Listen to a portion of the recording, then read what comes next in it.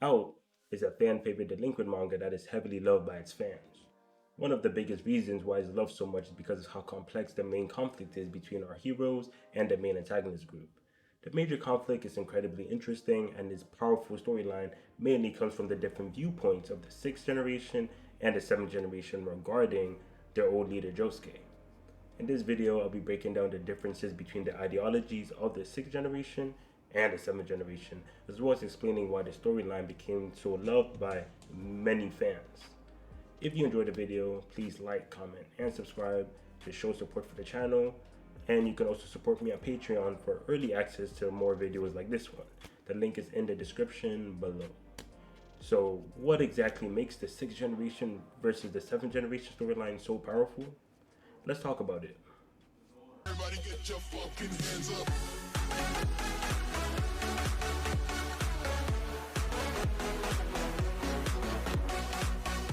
The root of the main problem between the sixth generation and the seventh generation is due to the fifth generation leader, Josuke.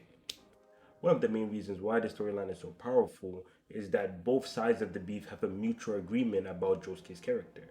They do not disagree at all when it comes to who Josuke was as a person. Instead, the beef comes more so of how they treated him due to who he was. Josuke was a man that was violent to the point that he scared even his closest friends. He turned his violence towards animals, and even his torture methods got out of hand. Josuke was so powerful that his opposition couldn't even contain him.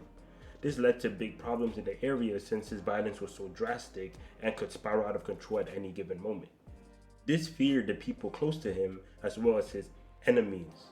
Josuke, however, was not all just a crazy demon that loved murder and violence. All of Josuke's close friends have experienced his undying love and loyalty towards them. Josuke is a simple man. His violence is targeted only towards his enemies. His friends are guaranteed to be completely safe from his violence. He will also believe and back them up under any circumstances, even if they're completely in the wrong. Through Tenzawa's backstory, we see just how much of a big effect Josuke had on Tenzawa's life. He not only saved him from a suicide attempt, but he also killed the man that was ruining Tenzawa and his father's life. Kaname can also recall how Josuke immediately cut his finger in order to get Tenzawa and Kaname out of trouble with the Yakuza without any hesitation. The trouble they got into was something Tenzawa and Kaname had to deal with by themselves and should probably suffer the consequences for, but Josuke still sacrificed his body to protect them without wasting a single moment. Josuke didn't just show love to the 7th generation members. Yoshiki himself has also seen the love Josuke had towards him. Josuke told Yoshiki that even if Yoshiki is 100% in the wrong, Josuke will still have his back just because they're friends and he has Josuke's respect. Yoshiki fondly remembers that scene even though he was still on the side that wanted Josuke dead. So if Josuke showed this high amounts of love and loyalty to all his friends, why did some of them want him killed while others chose to ride or die for him? Well, the answer isn't as simple.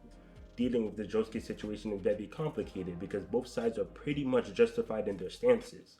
The way both sides view the situation, they're both right. Well, they're both half right. The 7th generation and the 6th generation both believe that Josuke was a menace to society and a danger to its people. No one denies that fact. They also both acknowledge that Josuke loved his friends to death and his loyalty is second to none. He was a great guy in that aspect. However, the 6th generation believes that despite how nice he treats his friends, the world will be a better place with Josuke killed. He was causing too many deaths and the area will only get more dangerous if he was allowed to roam free without being put down. Everyone agrees Josuke is demented enough to warrant being put down, and the 6th generation wants to prioritize helping stop the violence he is causing by taking him out themselves. After killing Josuke, the area did become less violent and there were more peace treaties among the gangs, which almost proved that Josuke truly was a menace to society and the 6th generation helped the area by killing him. The 7th generation, however, believes that even though Josuke was a menace to society, he still protected them while society did not. So they want to prioritize keeping Josuke and Kirihito alive without really worrying at all how violent the area becomes due to this. The 7th generation understands where the 6th generation is coming from, but the whole area didn't become a better place after Josuke died. It was only the non-Kirihito groups that benefited from it. Killing Josuke only benefited their ops, since the members of Kirihito saw no improvement in their situation at all. Due to this, they view the 6th generation as snakes and traitors.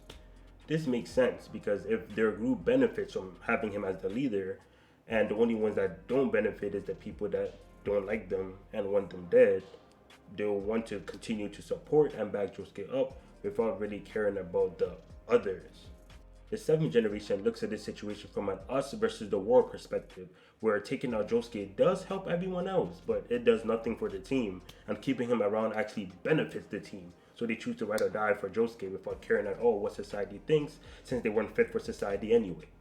Given both viewpoints, your average citizen will probably support Yoshiki's viewpoint since he's prioritizing society over his own people, but the very loyal Kirihito group members would just see them as traitors who turned on their friends.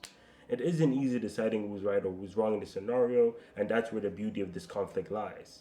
Fans that identify more with Kirihito and its gang will support Tenzawa and Josuke's idea of ride or die for your friends, regardless of how toxic it can become or how many other people get hurt. Fans that see themselves as a neutral party or are people that prioritize the many over the few will see Yoshiki's view on things as more proper. Regardless of which side you choose, a solution that forces one group to die or suffer, whether the group is in the minority or the majority, is never really the best answer. It could be the most practical, but as long as the solution includes people suffering or dying, it's always up for criticism. Overall, I probably stand with Tenzawa because that super toxic idea of friends over everything is pretty cool to me, but I believe deep down that Yoshiki is the one my moral compass probably supports in this situation. Let me know where you guys stand and how you view the situation in the comments below.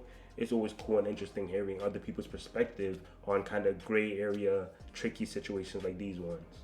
If you enjoyed the video, please leave a like, comment, and subscribe to support the channel, and also support my Patreon for early access to more videos like this one. Again, the link is in the description below.